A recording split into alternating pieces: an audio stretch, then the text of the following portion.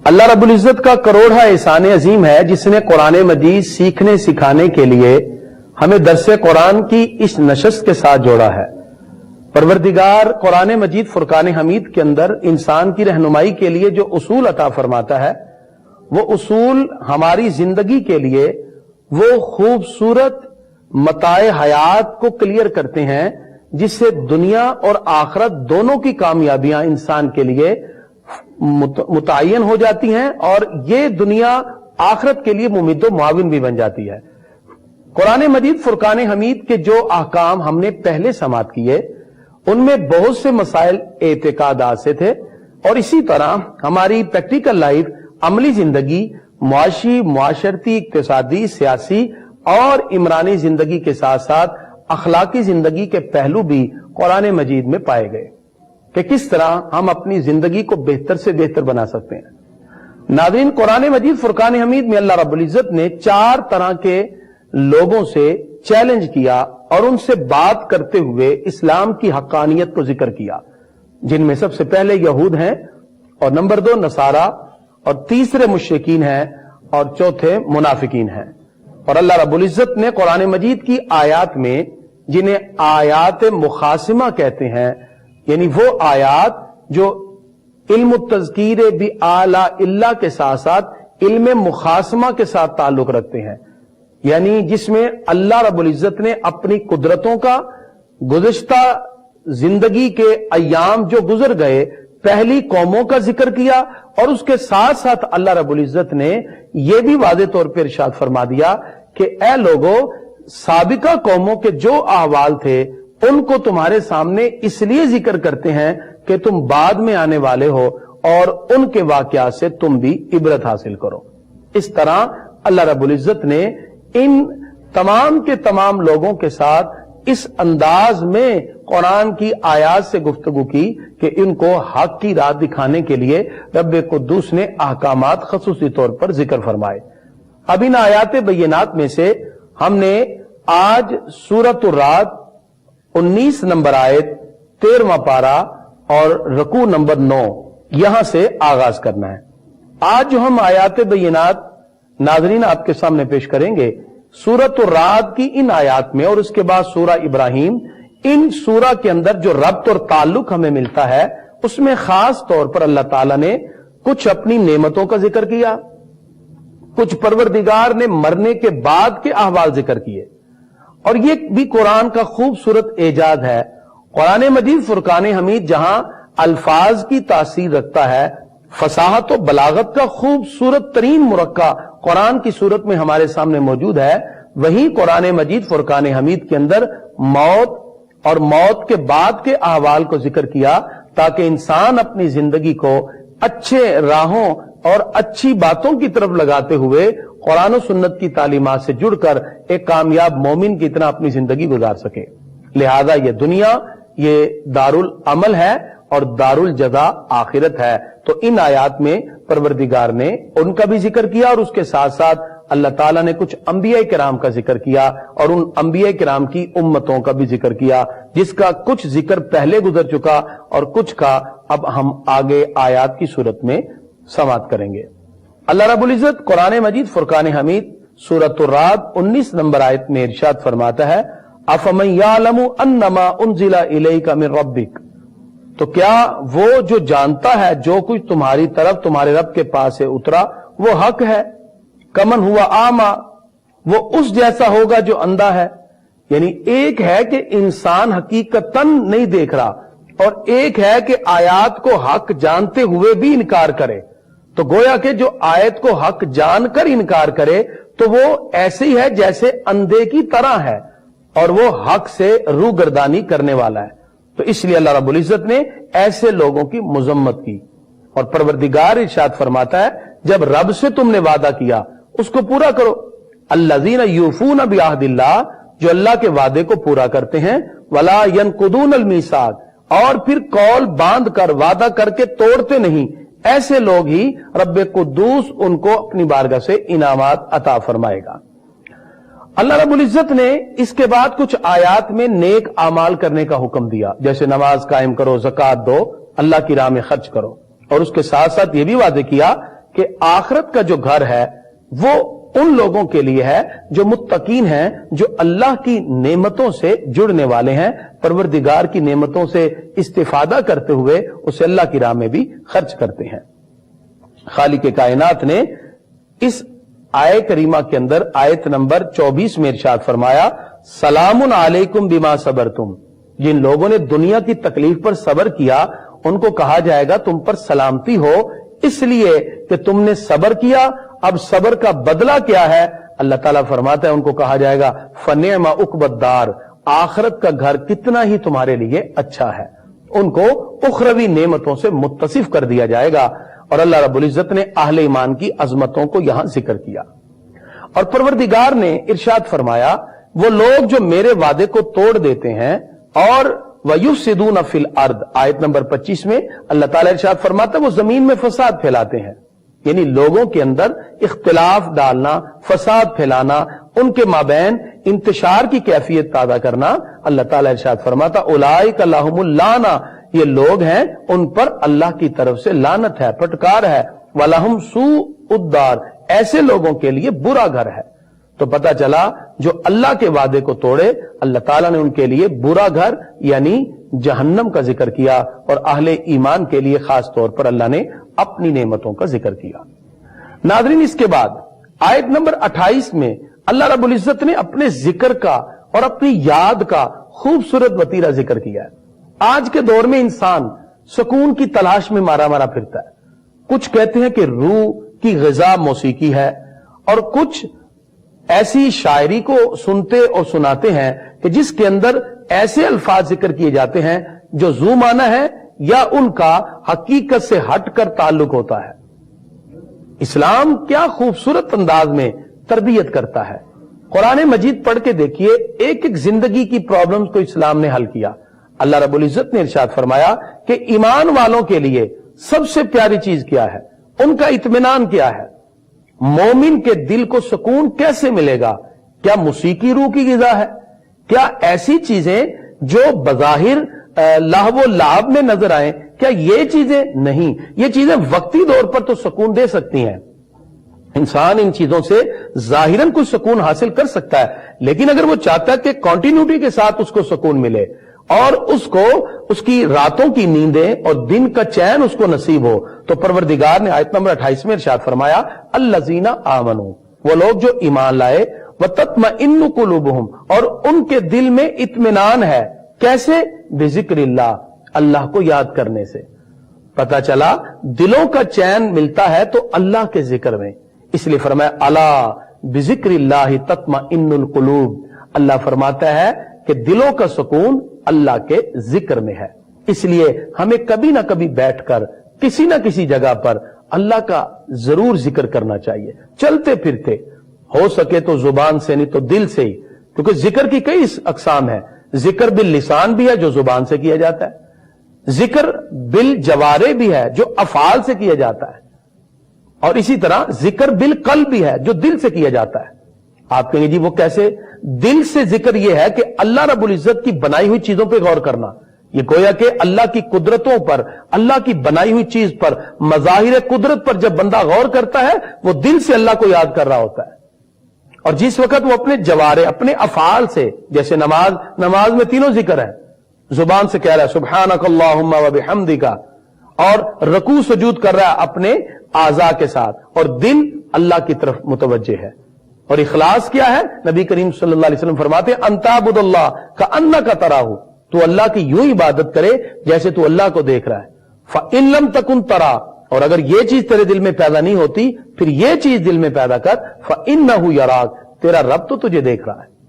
تو یہ کیفیت اپنے دل میں پیدا کر کے نماز کے لیے کھڑے ہو جائیں۔ حضرت مولا علی فرماتے ہیں جب میرا دل کرے میرا رب مجھ سے باتیں کرے تو پھر میں قرآن پڑھتا ہوں، جب میرا دل کرے میں اپنے رب سے باتیں کروں تو میں نماز پڑھتا ہوں۔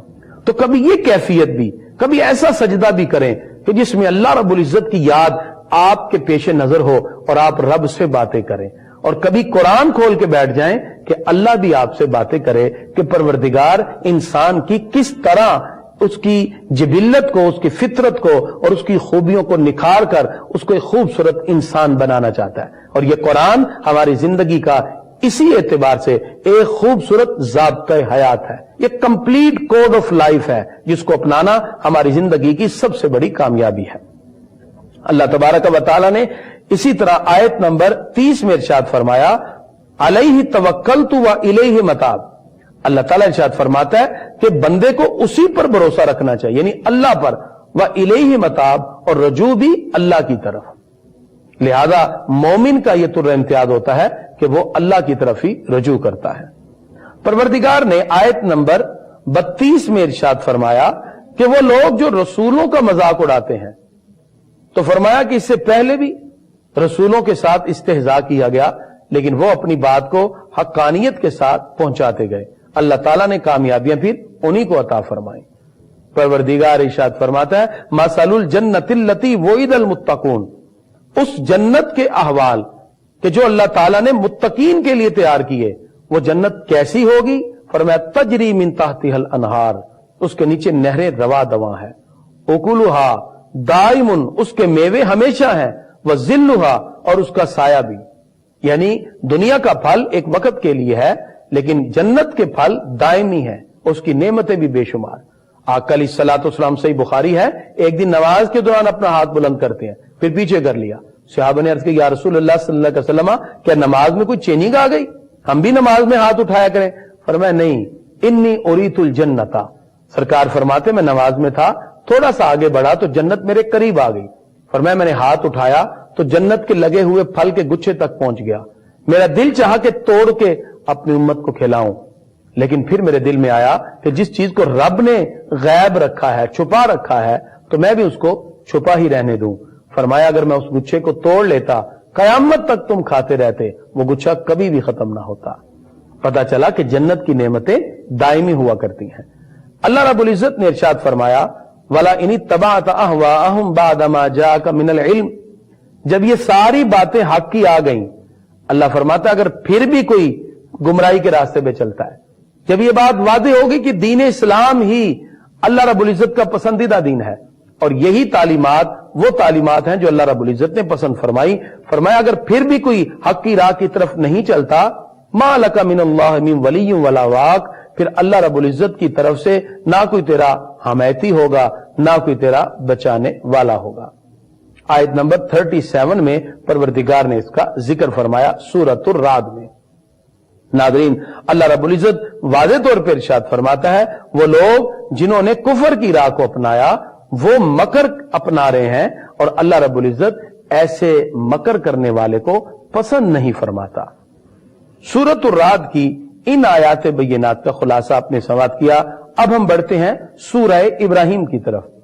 سورہ ابراہیم مکی سورہ ہے، اور اس کے اندر سوائے ایک آیت کے الم تری الی الذین بدلوا نعمت اللہ، یہ جو آیت ہے کہ اس کے بارے میں کہا جاتا ہے کہ اس آیت کے سوا ساری کی ساری سورہ مکی ہے، اور اس کے اندر 52 آیات ہیں، اور یہ وہ سورہ ہے جس کو حضرت جناب ابراہیم خلیل اللہ علیہ السلام جو جد الانبیاء ہیں ان کے نام کے ساتھ منسوب کیا گیا، چونکہ ان کا ایک واقعہ ہے جو اس میں ذکر کیا جاتا ہے، اس لیے اس کی وجہ سے اس سورت کا نام منسوب ہوا۔ ناظرین، یہ سورتوں کے نام کہاں سے آئے؟ در حقیقت ان سورہ کے اندر جو واقعات ذکر ہوتے ہیں ان سے ریلیونٹ جو واقعات ہیں اسی کی مناسبت سے سورت کا نام رکھا جاتا ہے۔ سورت کا معنی ہے فضیلت یا بلندی، اور آیت کا معنی ہوتا ہے نشانی۔ ایک ایک آیت ملتی ہے تو سورت ملتی ہے، اور آیتیں جیسے جیسے نازل ہوتی گئیں آقا علیہ الصلوۃ والسلام ان کو ویسے ویسے لکھواتے گئے۔ قرآن کے نزول کا انداز اور رہا، لیکن اس کو ترتیب لگانے کا انداز اور رہا۔ وہ ترتیب نزولی ہے، یہ ترتیب توقیفی ہے، جو خود آقا علیہ الصلوۃ والسلام نے صحابہ کو ترتیب لگوائی، اور اسی ترتیب کے مطابق کسی سورہ مکی کے اندر مدنی 1-2 آیتیں بھی شامل ہو جاتی ہیں، اور کسی مدنی سورہ میں مکی سورہ آیت کا داخل ہو جانا یہ بھی ممکن ہے۔ اب اس سورہ ابراہیم کے اندر جس میں 52 آیت ہیں، اللہ تعالیٰ نے آغاز حروف مقطعات سے کیا، الف لام را، اس کی مراد اللہ اس کا رسول ہی جانے۔ اور یہ انسان کو بتانا مقصود ہے کہ علم کے کسی بھی مقام پہ پہنچ جاؤ، ایک مقام پر جا کے تو تم بھی کہو گے پروردگار اس کا علم تو ہی جانے کیا ہے، اور یہ حروف مقطعات ہے۔ اللہ رب العزت نے سورہ ابراہیم کے آغاز میں اس قرآن یعنی کتاب کی عظمت کو ذکر کیا کہ فرمایا یہ کتاب ہم نے نازل کی تاکہ لوگوں کو گمراہی سے، ظلمت سے، تاریکی سے نکال کر ایمان کے نور کی طرف منتقل کر دیا جائے۔ اللہ رب العزت نے سورہ ابراہیم کے اندر بہت سے رسولوں کا ذکر کیا اور ان پر نازل کی جانے والی آیات اور احکام کا بھی ذکر کیا۔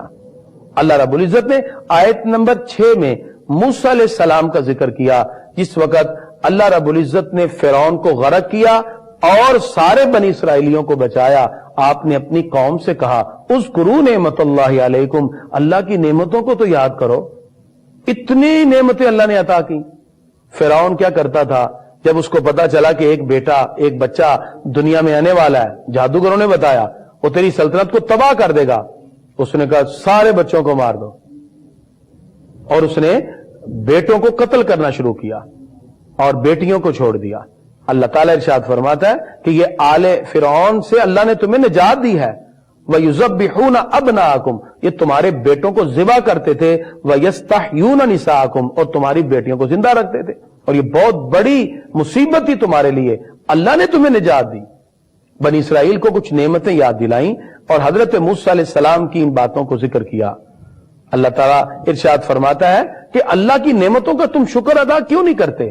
آیت نمبر 7 میں ارشاد فرمایا لَإِن شَكَرْتُمْ لَأَزِيدَنَّكُمْ، اگر تم میرا احسان مانو گے میں تمہیں اور دوں گا وَلَئِن كَفَرْتُمْ، اگر تم میرا انکار کرو گے، ناشکری کرو گے، إِنَّ عَذَابِي لَشَدِيدٌ، تو پھر میرا عذاب بہت سخت ہے۔ پتہ چلا رب کی نعمتوں پر شکر کریں اللہ اور نعمتیں بڑھا دیتا ہے، رب کی نعمتوں کا انکار کریں اللہ فرماتا ہے میں اپنا سخت عذاب تمہاری طرف متوجہ کروں گا۔ اس کے بعد اللہ رب العزت نے قوم نوح کا ذکر کیا، قوم عاد کا اور قوم سمود کا۔ اس کا تفصیلی ذکر پہلے گزر گیا کہ نوح علیہ السلام کی قوم جو گناہوں میں مبتلا ہوئی، پروردگار نے پانی کے اندر ان کو دبو کر مار دیا۔ اسی طرح قوم عاد تھی جن کو بار بار سمجھایا گیا اور وہ بھی گناہوں کی طرف متوجہ ہوئے۔ اسی طرح قوم سمود کا ذکر حضرت صالح علیہ السلام اور ان کی اونٹنی کا، یہ تفصیل کے ساتھ پیچھے گزر چکا ہے۔ اللہ رب العزت نے ارشاد فرمایا کہ جتنے بھی رسول تھے وہ یہی کہتے تھے افی اللہ شک فاطر السماوات والارض، کہ اللہ کے بارے میں تمہیں شبہ ہے، شک ہے جس نے زمین و آسمان کو بنایا۔ یعنی وہ لوگ جو اللہ کے بارے میں انکار کر رہے تھے، یعنی بعض لوگ تو کچھ ایسے تھے جو وجود باری تعالیٰ کو مانتے تھے لیکن حقیقت کے تناظر میں نہیں۔ کسی نے اللہ کی اولاد مان لی اور اللہ کو مانا، کسی نے اللہ رب العزت کے ساتھ نعوذ باللہ حصے دار مان لیے، اللہ کو مانا، تو یہ بھی درست نہیں۔ اور بعض تو وہ تھے جنہوں نے مطلقاً انکار کر دیا کہ ہم کسی کو مانتے ہی نہیں، وہ دہریے کہلائے یا ایتھیسٹ کہلائے، جنہوں نے کہا کہ ہم کسی کو مانتے ہی نہیں، جو کسی کے وجود کو ماننے کے لیے تیار نہ ہوئے۔ اللہ تعالیٰ ارشاد فرماتا ہے کہ تم اللہ کے بارے میں یہ گمان کرتے ہو، یہ اللہ کے ہونے کی دلیل ہے، یعنی اللہ موجود ہے، ایگزسٹنس آف اللہ، وجود باری تعالی، اللہ موجود ہے۔ کیسے موجود ہے؟ فرمایا افی اللہ شکن، کیا تم اللہ کی موجودگی میں شک کرتے ہو؟ فاطری سماوات والارض، جس نے زمین بھی بنایا آسمان بھی بنائے، ان مظاہر قدرت سے جان لو کہ اللہ موجود ہے۔ اللہ رب العزت نے اسی طرح ارشاد فرمایا جتنے بھی رسول تھے وہ سارے یہی کہتے رہے ان نحن الا بشر مثلکم، ہم تمہاری طرح بشر ہیں، ولکن اللہ یمن علی من یشاء، اللہ جس پر چاہتا ہے اپنا احسان کرتا ہے من عبادہ، اپنے بندوں میں سے۔ اس سے پتہ چلا کہ پروردگار جس پر چاہے انعام عطا فرمائے۔ تو انبیاء کرام میں سے بھی رب قدوس نے جن پہ کرم کیا، خالق کائنات نے نبوت کی دولت عطا کی، اور ان کو رب قدوس نے جو علم عطا کیا وہ ہمارے سارے ذرائع سے بڑھ کر وحی کی صورت میں عطا کیا۔ اور اسی وجہ سے انبیاء کرام کا مقام اور مرتبہ ہم سب سے اونچا اور اعلیٰ ہے۔ وہ صرف بشریت میں اگر ہمارے ساتھ مماثل ہیں تو صرف بشریت کے اعتبار سے، لیکن بشر میں بھی وہ اعلیٰ ترین و افضل ترین بشر ہیں کہ ان کی بشریت کی عظمتوں کا بھی ہم اس انداز میں جانچ نہیں کر سکتے، انالیسز نہیں کر سکتے، تجزیہ نہیں کر سکتے۔ اس کے بعد رب قدوس نے جہنمیوں کے عذاب کا ذکر کیا، آیت نمبر 14، 15، 16 اور 17 تک۔ پروردگار ارشاد فرماتا ہے کہ جہنم کے اندر ان لوگوں کو طرح طرح کے چیزوں سے، جیسے کہ پیپ ہے، کھولتا ہوا پانی ہے، یہ سب چیزیں ان کو پلائی جائیں گی، اور اللہ تعالیٰ نے ان ساری چیزوں کا ذکر کیا۔ ناظرین، یہ مرنے اور مرنے کے بعد جتنی باتیں اللہ تعالیٰ نے مرنے کے بعد عذاب کے حوالے سے ذکر کی، در حقیقت یہ اس کو بتانا مقصود ہے تاکہ انسان ان عذاب کو دیکھ کر آگے صراط مستقیم کی طرف جانے کی کوشش کرے۔ خالق کائنات ارشاد فرماتا ہے کہ جو کفار ہیں اگرچہ وہ بڑا کام بھی کریں، بڑے بڑے اچھے عمل لوگ کر لیتے ہیں، جو مسلمان نہیں، فرمایا ان کے اعمال کیسے ہیں۔ اللہ تعالیٰ نے قرآن مجید کے اندر آیت نمبر 18 میں ان کی ایک ایگزامپل اور مثال دی۔ پروردگار ارشاد فرماتا ہے مثل الذین کفروا بربہم، ان لوگوں کی مثال جنہوں نے اللہ کا انکار کیا، اعمالہم، ان کے اعمال ایسے ہیں کرماد، جیسے کہ راکھ ہوتی ہے، اشتدت بہ الریح، ہوا اس کو اڑا دیتی ہے، فی یوم عاصف، جس وقت آندھی آتی ہے۔ راکھ ہو یعنی کوئی چیز، کوئی کاغذ وغیرہ جلا دیا جائے، اس کی کوئی حیثیت نہیں، ہوا آتی ہے تو راکھ اڑتی پھرتی ہے۔ فرمایا کافر کے اعمال بھی راکھ کی طرح ہے، جن کو ہوا جہاں چاہے اڑائے پھرے، کبھی ادھر تو کبھی ادھر۔ اور مومن کا جو عمل ہے وہ صرف دل میں ارادہ بھی کرے، اللہ اس کو اجر عطا فرماتا ہے۔ تو اس لیے پروردگار نے کفار کے اعمال کی یہاں مثال ایک راکھ کے ساتھ، جلے ہوئے کاغذ کے ساتھ، راکھ کے ساتھ کی۔ اسی طرح اللہ رب العزت نے اس مقام پر کچھ انبیاء کرام کا مزید ذکر کیا، اور خاص طور پر شیطان کے بارے میں بتایا۔ شیطان مسلسل لوگوں کو گمراہ کرنے میں لگا ہے، اور اس کی کوشش ہے کہ کسی نہ کسی طرح ان کو راہ حق سے ہٹا دے۔ اس لیے اللہ تعالیٰ نے پھر واضح طور پر ارشاد فرمایا جو لوگ اچھا عمل کرتے ہیں ان کے لیے اجر، اور جو شیطان کی راہ پہ چلیں گے، برائی کی طرف جائیں گے، ان کے لیے یقیناً عذاب ہوگا۔ خالق کائنات نے آیت نمبر 25 میں اور آیت نمبر 24 میں ایک مثال اور پھر اس کا تتمہ ذکر کیا، اور اس کو بڑے خوبصورت انداز میں ذکر کیا۔ مثال بڑی پیاری ہے۔ اللہ رب العزت نے ارشاد فرمایا الم تری کیف ضرب اللہ مثلا، کیا دیکھا نہیں اللہ کیسی مثال ذکر کرتا ہے، کلمۃ طیبۃ، جیسے ایک پاک بات، پاکیزہ بات، کا شجرۃ طیبۃ، ایک پاکیزہ درخت کی طرح ہے، اصلھا ثابت، جس کی جڑ قائم ہے، وفرعھا فی السماء، اور اس کی شاخیں آسمان کی طرح۔ یعنی آپ اپنے تصور میں سوچیں، ایک خوبصورت درخت ہے، بڑا لمبا چوڑا، جس کی شاخیں بھی ہیں، وہ زمین میں ہے، اس کی جڑ اور اس کی شاخیں پھیلی ہوئی ہیں آسمان تک۔ یہ ایک ایگزامپل ہے۔ یہ در حقیقت بتانا مقصود ہے، اس سے مراد بندے کے ایمان قبول کرنے کے وقت کلمہ طیبہ پڑھنا ہے، یا بندے کا کلمہ ایمان ہے۔ جو بھی مومن ہے وہ کلمہ پڑھتا ہے، وہ کتنے خوبصورت انداز میں پڑھتا ہے، اس کے دل میں کتنا اللہ کی طرف سے اخلاص ہے کہ وہ ساری چیزوں کی محبتوں کو نکال کے اللہ کی محبت کو دل میں بسائے۔ جب اتنی محبت کے ساتھ وہ دل میں بسا کر کلمہ پڑھتا ہے تو اس کلمے کی برکت کیا ہے؟ تو فرمایا وہ کلمہ ایمان، اس کی جڑ مومن کے قلب میں، اس کے دل میں ہے، کہ اس کا دل کتنا خوبصورت ہے اخلاص کی وجہ سے۔ تو جو مومن کا دل ہے وہ گویا کہ ایک زمین کی طرح ہے جس میں کلمہ ایمان کی جڑیں اچھی طرح پیوست ہو چکی ہیں، اور پھر جو کلمہ طیبہ کے بعد اچھا عمل کرتا ہے تو گویا کہ وہ اس کی بڑی بڑی شاخیں ہیں، وہ ثمرات ہیں، وہ برکتیں ہیں۔ جس وقت وہ عمل کرتا ہے تو پروردگار اس کے عمل کو خوبصورت طریقے سے آسمان تک پہنچا دیتا ہے۔ یعنی دل خوبصورت اور اس کے اندر کلمہ ایمان کی جڑیں اور شاخیں، اس کا عمل جو اس کو آسمان تک پہنچا دیتا ہے۔ اس طرح خالق کائنات اس مثال کے ساتھ واضح طور پر ارشاد فرماتا ہے کہ پھر اس درخت کے بہت سے پھل بھی تو ہیں، وہ درخت پھل بھی تو دیتا ہے۔ ایک مرتبہ آقا علیہ السلام نے بتایا، صحابہ کرام سے بلکہ پوچھا، بتاؤ وہ کون سا درخت ہے جو مومن کی مثل ہے، جس کے پتے نہیں گرتے، جس میں ہر وقت پھل آتا رہتا ہے۔ جس طرح مومن کے عمل اکارت نہیں جاتے، برکتیں ہوتی ہیں، ایسے ہی اس درخت کے پتے نہیں گرتے۔ کون سا درخت ہے؟ صحابہ سوچتے رہے، پھر آقا علیہ السلام نے خود ہی فرمایا کہ وہ درخت کھجور کا ہے۔ جس کے پتے نہیں گرتے اور اس کا پھل ملتا ہی رہتا ہے. کیا خوبصورت اگزامپل دی. پتا چلا ہمارے پیارے نبی صلی اللہ علیہ وسلم بھی صحابہ کرام سے ایسے سوالات کیا کرتے تھے کہ جس سے ان کی ذہنی آزمائش ہو اور ایمان کی تقویت میں اور اضافہ ہو. کہ بتائیں کون سا ایسا درخت ہے جس کے پتے نہیں گرتے؟ یہ مومن کی طرح ہے، جیسے مومن کے اعمال اکارت نہیں جاتے. جو نیک عمل کرتا ہے اللہ اس کو اجر ضرور عطا فرماتا ہے. تو یہ ایگزامپل، یہ مثال سے اللہ تعالیٰ نے مومن کے اچھے اعمال کا ذکر کیا.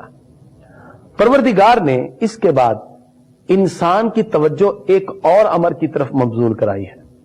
ناظرین یاد رکھیے، یہ جو انسان ہے اس میں اللہ رب العزت نے اس کائنات کو مسخر کرنے کی طاقت عطا کی ہے. انسان صرف اپنے وجود پر غور کرے نا، اس کی جو تھنکنگ پار ہے، اللہ نے اس کو مینٹلٹی کی طاقت دی ہے، جو اس کی پاور سوچ ہے وہ انسان کی عقل اور وسعتوں سے بھی بڑھ کر ہے. یعنی انسان جتنا بھی سوچے اس سے بھی بڑھ کر اللہ نے اس کو شعور اور ادراک عطا کیا ہے کہ وہ اپنے شعور اور ادراک سے فضاؤں میں آج اڑتا پھر رہا ہے. یہ اللہ نے اس کو تسخیر کی دولت عطا کی.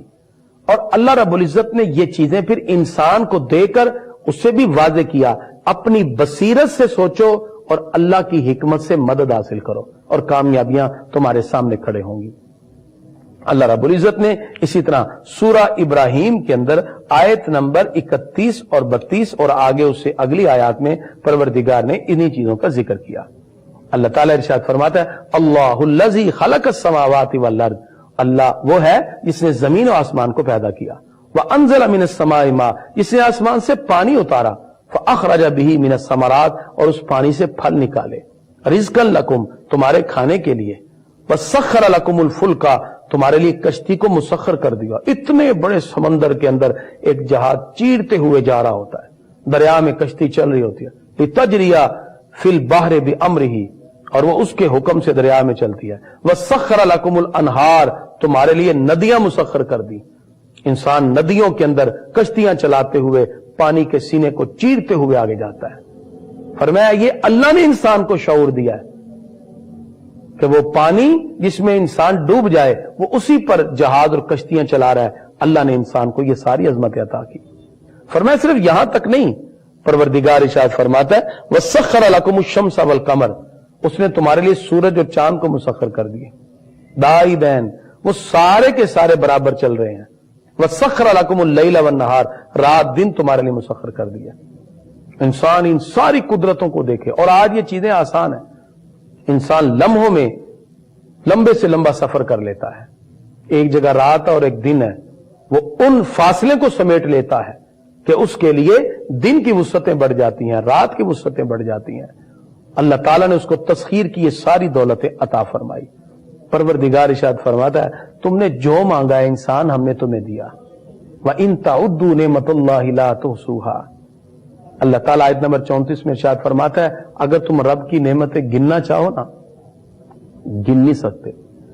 شیخ سعدی رحمۃ اللہ علیہ گلستان کے اندر بڑی پیاری بات مقدمے میں فرماتے ہیں. فرماتے انسان تو کبھی غور کر، یہ جو سانس ہے کبھی اس کو تھوڑی دیر کے لیے روک اور پھر دیکھ تیرا کیا حال ہوتا ہے. اے انسان یہ سانس جب تو لیتا ہے نا، اس میں اللہ کی دو نعمتیں ہیں. سانس اندر جاتا ہے تجھے فرت ملتی ہے، باہر آتا ہے تو کثافتیں خارج ہوتی ہے. اور اللہ کی ہر نعمت پہ شکر کرنا واجب ہے.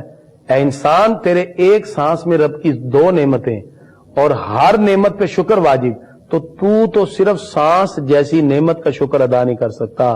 فَبِأَيِّ آلَاءِ رَبِّكُمَا تُكَذِّبَانِ، اپنے رب کی کون کون سی نعمت کو جھٹلاؤ گے. اس سے پتہ چلا انسان کو اللہ کی بارگاہ میں اس کی نعمتوں کا شکر ادا کرنا چاہیے. اللہ تعالیٰ ارشاد فرماتا ہے ان الانسان لظلوم کفار، انسان ظالم اور ناشکرہ بھی ہے. اس کے بعد اللہ تعالیٰ نے آیت نمبر 35 سے حضرت ابراہیم علیہ السلام کی دعا ذکر کی. آپ نے رب کی بارگاہ میں دعا کی رب اجعل ھذا البلد آمنا، یا اللہ اس شہر کو امن والا بنا دے. یہ آپ کی دعا تھی کہ آج وہ شہر مکہ امن والا ہے، حرمت والا ہے. تو خالق کائنات نے اس کا ذکر بھی کیا اور پھر جناب حضرت ابراہیم علیہ السلام کی دعا کا بھی ذکر کیا. اللہ تعالیٰ نے بڑھاپے میں جناب ابراہیم علیہ السلام کو حضرت اسحاق و اسماعیل علیہم السلام عطا کیے. आपने रब की बारगाह में दुआ की। आयत नंबर 39 में है, अल्हम्दुलिल्लाहिल्लज़ी वहब ली अलल किबर इस्माइल व इसहाक। सब खूबी अल्लाह को जिसने मुझे बुढ़ापे में इस्माइल और इसहाक अता किए। इन्ना रब्बी लसमीउद दुआ, मेरा रब मेरी दुआओं को सुनने वाला है। फिर आपने वो दुआ की अपनी औलाद के लिए जो हम नमाजों में पढ़ते हैं, क़यामत तक के लिए पढ़ेंगे। अल्लाह ताला ने इब्राहीम अलैहिस्सलाम की दुआ को इतना पसंद किया, उनकी जुबान से निकले हुए जुमले अल्लाह को बड़े प्यारे लगे। और वो जुमले क्या थे? आयत नंबर 40 में सूरह इब्राहीम आपने दुआ की, रब्बी जालनी मुकीमस्सलाति व मिन ज़ुर्रियती, ऐ मेरे रब मुझे नमाज का कायम करने वाला रख, मेरी औलाद को भी नमाज कायम करने वाला बना। रब्बना व तकब्बल दुआ, या अल्लाह हमारी दुआएं सुन ले। रब्बना ग़फिर ली वली वालिदैया वलिल मुमिनीन यौम यक़ूमुल हिसाब, ऐ हमारे रब हमें बख्श दे, मुझे बख्श दे, मेरे माँ बाप को बख्श दे और तमाम मुसलमानों को जिस दिन हिसाब कायम होगा। ये दुआ जनाब इब्राहीम अलैहिस्सलाम ने की, अल्लाह रब्बुल इज्जत को बड़ी पसंद आई, हमारी जुबानों पर क़यामत तक के लिए नमाज की सूरत में जारी फरमा दी। खालिक कायनात अपने प्यारे लोगों की अदाओं को भी जिंदा कर देता है। उनकी जुबान से निकले हुए जुमले अल्लाह को प्यारे लगें, परवरदिगार उनको भी क़यामत तक के लिए जारी और सारी फरमा देता है। इसके बाद अल्लाह रब्बुल इज्जत ने कुछ उन लोगों का जिक्र किया जो कुफ्फार हैं, इनकार करने वाले। अल्लाह रब्बुल इज्जत ने वादे तौर पर इरशाद फरमाया, ये जो इनकार करने वाले हैं ये जहन्नम में होंगे और इनको सराबीलहुम मिन कतिरान, कतिरान कहते हैं लुक को, काले रंग की जो होती है जिससे अमूमन रोड बनते हैं। फरमाए इससे, ये जो राल है इससे इनके कुर्ते बनाए जाएंगे और आग इसके अंदर इस तरह जल रही होगी कि ये जहन्नम के अंदर उस आग के अंदर मुब्तला होंगे। परवरदिगार ने उनकी मुजम्मत वाज़े तौर पे यहां इरशाद फरमाई। नाज़रीन, इसके बाद सूरह हिज्र, ये भी मक्की सूरह है, इसमें 6 रकू हैं, 99 आयात हैं और ये वो सूरह है जिसको सूरह हिज्र के नाम से ताबीर किया जाता है और इसमें आरजुओं का, वक्त निज़ा का और अजाब का खास तौर पे जिक्र किया गया। इसका आगाज भी हरूफ मुक़त्ता से है, अलिफ लाम रा तिलका आयातुल किताब व कुरआनिम मुबीन। अल्लाह फरमाता है ये आयतें हैं किताब और रोशन कुरआन की। परवरदिगार ने आयत नंबर 2 14वें पारे के आगाज में इरशाद फरमाया, रुबमा यवद्दुल्लज़ीना कफरू, बहुत से काफिर ये आरजू करेंगे, लौ कानू मुस्लिमीन, काश वो मुसलमान होते। लेकिन जब दुनिया से चले जाएंगे अब उनकी आरजुएं कुछ नहीं होंगी। या ये निजा के वक्त उनकी आरजू है या मरने के बाद जब अजाब देखेंगे, दोनों सूरतों में उस वक्त ये आरजू करेंगे। ये कुफ्फार कहेंगे काश हम मुसलमान होते, लेकिन उनके लिए अब मौका नहीं है, मौका दुनिया में है। अब जो कलमा पड़ेगा उसी को माना भी जाएगा और उसी को अल्लाह अजमत भी अता फरमाएगा। बाद लोग नाउज़ हजरत मूसा अलैहिस्सलाम के बारे में बड़ी अजीब बातें करते थे और यह अंबिया का वतीरा रहा। लोगों ने उनको नाउज़ मजनू भी कहा और इस आयत में वही है, नाउज़ मिन ज़ालिक, नकले कुफर कुफर नबाशिद। वो क्या कहते हैं, वक़ालू या अय्युहल्लज़ी नुज़्ज़िला अलैहि ज़िक्र, वो कहते हैं ऐ वो जिस पर ये आयात उतरी है, इन्नका लमजनून, तू मजनू है, नाउज़ बिल्लाह। और ये मजाक उन्होंने उड़ाया। और हमारे प्यारे नबी सल्लल्लाहु अलैहि वसल्लम के बारे में भी कुफारे मक्का ने यही लफ्ज कहे। जैसे वलीद बिन मुगीरा ने आका अलैहिस्सलातु वस्सलाम के बारे में ये लफ्ज कहे कि आप नाउज़ बिल्लाह मजनू हैं।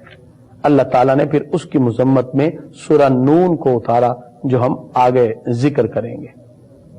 परवरदिगार ने मलाइका का जिक्र किया और फरिश्तों का जिक्र किया और उसके साथ साथ अल्लाह रब्बुल इज्जत ने यह भी इरशाद फरमा दिया कि ये लोग जो कहते हैं शायद हम पर जादू हुआ है, परवरदिगार इरशाद फरमाता है ये जादू नहीं है।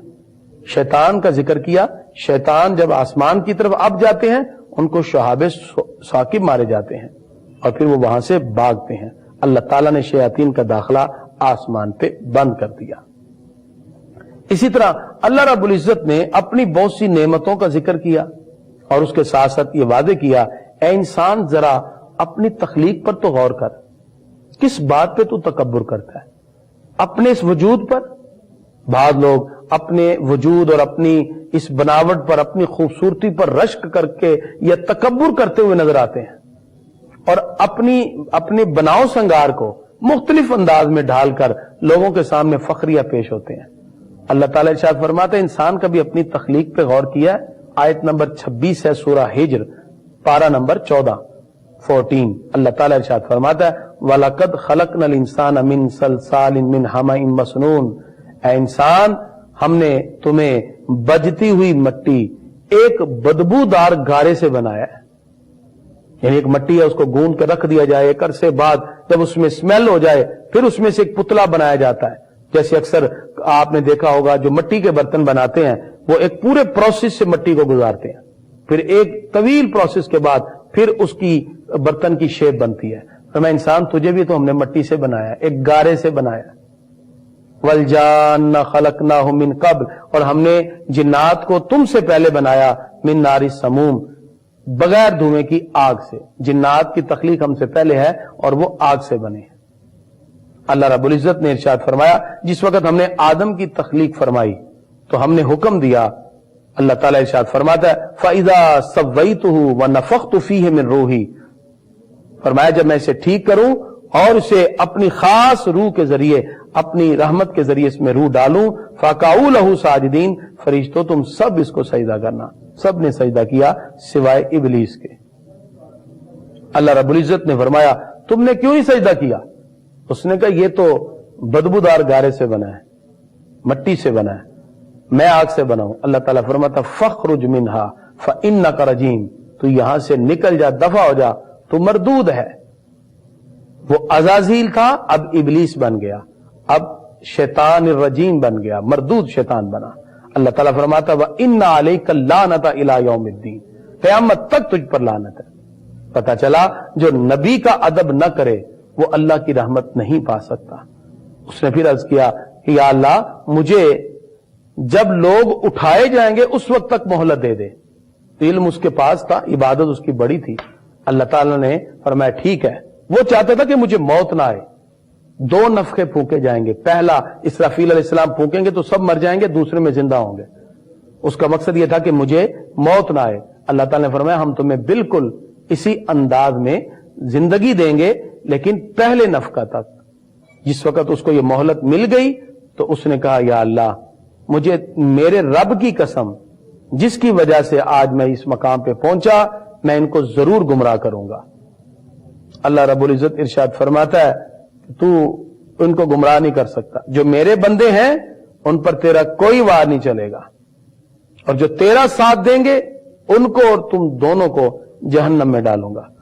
وہ جہنم کیا ہے؟ لہا سبعۃ ابواب، اللہ فرماتا اس کے 7 دروازے ہیں اور ہر ایک کا حصہ بٹا ہوا ہے۔ اور متقین کی کیا شان ہے؟ فرمایا ان المتقین فی جنات وعیون، متقین باغوں میں اور چشموں میں ہوں گے۔ ادخلوها بسلام آمنین، وہ داخل ہوں گے سلامتی اور امن کے ساتھ۔ یہ اللہ تعالیٰ نے اہل ایمان کی عظمت اور متقین کی صفات کو ذکر کر دیا۔ ناظرین اللہ رب العزت نے ان آیات بینات کے اندر واضح طور پر حضرت جناب لوط علیہ السلام کا بھی ذکر کیا، اور لوط علیہ السلام کے پاس جب فرشتے آئے تو وہ حضرت ابراہیم علیہ السلام کے پہلے مہمان بنے۔ جب حضرت ابراہیم علیہ السلام کے پاس آئے تو جناب ابراہیم علیہ السلام ڈر گئے، گھبرا گئے، تو انہوں نے کہا گھبرانے کی ضرورت نہیں، ہم تو تمہیں ایک لڑکے کی بشارت دینے آئے ہیں۔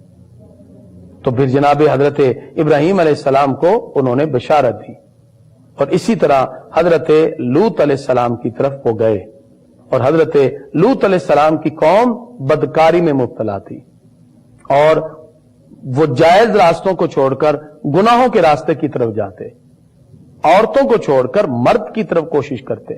تو پروردگار نے ان کی مذمت ذکر کی اور وہاں سے سب کے سب نکل گئے حضرت لوط علیہ السلام اہل ایمان کو لے کر۔ تو پھر خالق کائنات نے حکم دیا، پروردگار آیت نمبر 74 میں ارشاد فرماتا ہے فَجَعَلْنَا عَالِيَهَا سَافِلَهَا، ہم نے اس بستی کا اوپر والا حصہ نیچے کر دیا، وَأَمْطَرْنَا عَلَيْهِمْ حِجَارَةً مِّن سِجِّيلٍ، اور ہم نے کنکر برسائے، پتھر برسائے۔ جبریل علیہ السلام نے ساری بستی کے نیچے اپنا پر ڈالا، 5 کے 5 شہر لے کر اوپر گئے اور اوپر سے نیچے گرا دیا، اور سارے کے سارے پتھر مار کے ان کو تباہ و برباد کر دیا۔ اس طرح اللہ رب العزت نے اس مقام پر واضح طور پر ان کا ذکر کیا، اور خالق کائنات نے جو اصحاب الحجر تھے ان کا بھی ذکر کیا، جس کی وجہ سے سورت کو سورہ ہجر کہتے ہیں۔ اور یہ وہ لوگ، ہجر ایک وادی ہے مدینہ اور شام کے درمیان، جس میں قوم سمود رہتی تھی۔ انہوں نے اپنے پیغمبر حضرت صالح علیہ السلام کی تکذیب کی، اور ایک نبی کی تکذیب سارے نبیوں کی تکذیب ہے، اس لیے ان کے بارے میں یہ کہا۔ یہ لوگ پہاڑوں میں گھر تراش کے رہتے تھے، اپنے گھروں میں تھے، ایک چنگاڑ نے ان سب کو تباہ و برباد کر دیا۔ اللہ رب العزت شاہ فرماتا ہے ہم نے زمین و آسمان کو پیدا کیا، جو اس کے درمیان ہے اس کو بھی حق سے پیدا کیا۔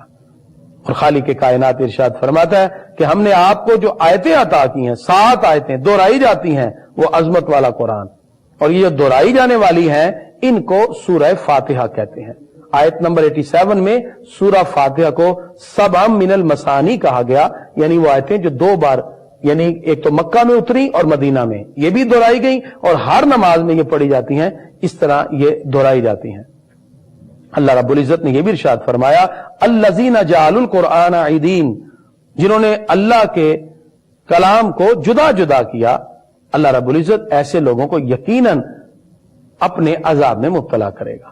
پروردگار نے اسی طرح جناب حضرت ابراہیم علیہ السلام کا ذکر کیا، اور اس کے ساتھ ساتھ سورہ ہجر کے اندر اللہ رب العزت نے اصحاب ہجر کا بھی ذکر کیا، اور پروردگار ارشاد فرماتا ہے فسبح بحمد ربک، اپنے رب کی حمد کو سراہیے، وکم من الساجدین، اور سجدے والوں میں ہو جائیے، وعبد ربک حتی یاتیک الیقین، اور اپنے رب کی عبادت کرو یہاں تک کہ تمہیں یقین کامل حاصل ہو جائے۔ ناظرین، آج ہم نے سورہ ہجر تک مکمل کیا، اور ہم پھر آگے انشاءاللہ سورۃ نحل کی طرف چلیں گے۔ پروردگار ہم سب کو عمل کی توفیق عطا فرمائے۔